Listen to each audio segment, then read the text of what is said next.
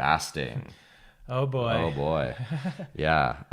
Okay. Well, I just want, before Jackson has a lot of experience. I just want to say I'm not a fan. Yeah. So if you want to fast forward, I don't recommend it because Jackson's about to drop some knowledge on you. well, I think again, this is one of those topics in nutrition and science in general.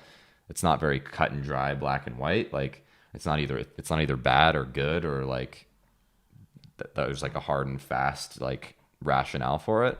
I think fasting, in my opinion, has a time and place. There's a lot of really well-established literature for non-athletes that it can help, well-planned, healthy, conscious fasting routines built into your kind of like macro scale of your diet can actually be beneficial for increasing your health span and longevity and preventing disease and all of that. But I'm obviously this is a cycling podcast. We're talking about cycling and exercise performance and going faster. And fasting is, it's this kind of hot topic in the world of cycling and exercise. And I think, looking at the data in the literature that it's been studied extensively. And, I think a lot of people point to like, well, fat adaptation and, increasing fat as fuel. And, what the data show is that while you can increase your fat oxidation and fat adaptation by doing fasted training rides and stuff, it's a wash when it comes to enhanced exercise performance. So even if one group that's doing the fasted rides maybe is more fat adapted in that situation, both groups, say the other group is not fasting, they're control, there's no difference in exercise performance. And that's most likely because exercise performance, especially in cycling, is highly dependent, as we talked about last week, on glycogen and being able to perform at high intensities. And when you're fasting, you don't have any glycogen, and as a result, your body is basically limited to performing at low intensities, zone 2. And so I think for the vast majority of people, especially cyclists, there's not really much sense in fasting. And like obviously fasting is a very huge umbrella term for a lot of different things. My opinion, I think just extending your overnight fast on a daily basis can be beneficial, mainly for recovery and just better quality sleep. I mean, we all know the feeling of Thanksgiving dinner night where you go to bed super stuffed, like you don't sleep very well, and your body spends a lot of energy digesting all that food at night when it should be spending that energy to recover, to repair muscle damage, to, decrease inflammation and all of that stuff. And so I think that eating dinner a little earlier, maybe having a little bit of a later breakfast, just expanding that window, to 10, 11 hours just on a daily basis is a really practical way to get some benefits of fasting without making your life a miserable, experience. A miserable mess. Yeah. As we've said before, you are a Ferrari. You got to put gas in that Ferrari. That gas is carbohydrate.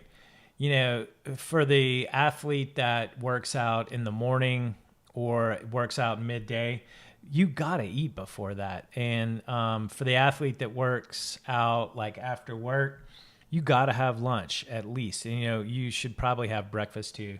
So because fasting gets so complicated so quick, I'm not a fan because I believe in the KISS principle and just keep it simple. So,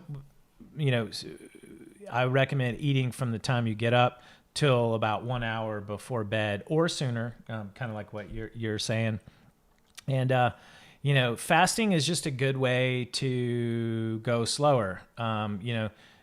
Yeah, it undermines your performance and recovery because you can't dip into those high intensities. You can't do VO2 max or zone 4 intervals. Yeah.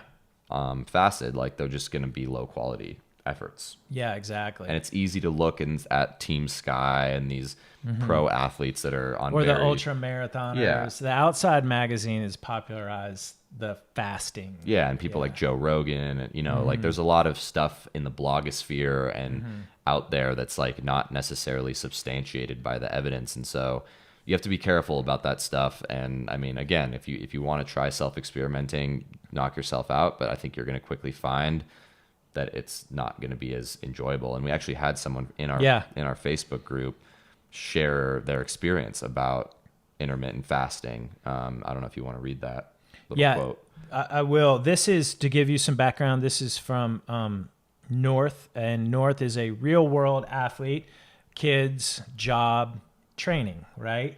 And here's what he has to say about intermittent fasting. I tried intermittent fasting for a few months. At first, it was great. I dropped pounds really fast, especially off the middle where it counts, and it was nearly painless. I also felt mentally sharper in the morning before I ate my first meal. I felt lighter and leaner, and that felt wonderful. What's not to like? Smiley face. But then I started doing more and harder intervals. Should not have been enough to be overtrained, but I was still constantly tired and sore and under recovered. So I tried eating normally again, and my recovery went back to normal, and I haven't looked back. I don't think it works very well for athletes when you are in hard training blocks. Ta-da! Yeah, I think you and I are both on the same page that consistency when it comes to winning in the kitchen and fueling on the bike and training is the best way to, lose weight or be at a healthy weight to, increase your performance. I think a lot of people point to fasting as this silver bullet for weight loss and health, but if you're only eating one meal a day, it's going to be hard to eat enough calories to sustain yourself, and so as a result, you're going to drop that glycogen water weight. You're going to lose weight because you're eating less, but that is a very short-term solution. Eventually, the rubber band's going to snap and your performance is going to drop. So, yeah, performance, as we have been talking about, is dictated by 5-minute power outputs, 20-minute as hard as you can power outputs. That's when your body is burning glycogen, so you need to eat that. And then for weight loss, if that's your goal, really a better approach is probably winning in the kitchen, eating like your style of nutrition, but using the principles we talk about in our winning in the kitchen. It's probably not from fasting. Right. And maybe if you're training for the DKXL or the Silk Road gravel race in Kyrgyzstan, multi-day, endurance stuff where you're not really going above zone 2, there might be some benefit to incorporating a little bit of fasted training in your routine. But again, these fasted rides aren't any more than 2 hours in general, because you're still burning glycogen, even at those intensities. And so you're going to bonk, and so you have to be careful. But anyway, we don't need to beat that horse.